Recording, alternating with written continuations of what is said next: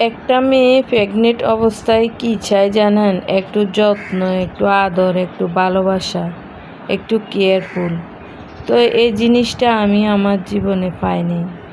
আমি আমার কনসেপ্ট অবস্থা আমি একটা মানুষকে পাইলাম না। না পাইছি শ্বশুর বাড়ির মানুষ, না পাইছি বাবার বাড়ির মানুষ।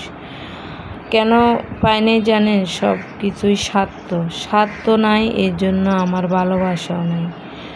তো এই যে আমি এই যে সিজারে আমার দ্বিতীয় সিজার, কত কষ্টর বিনিময়ে আমি কাজগুলো করতেছি, আমার শরীরের উপর দিয়ে জানি যাইতেছি, তার মাঝে ফেসবুকেও কাজ করতেছি, কিন্তু অনেক কষ্ট করে দিন যাচ্ছে, আমার সময় যাচ্ছে, আমাকে একটা সহযোগিতা করার মানুষ নেই। কত দুঃখের সাথে আপনাদেরকে এই কথাগুলো বললাম, কেউ বাজে মন্তব্য করবেন না।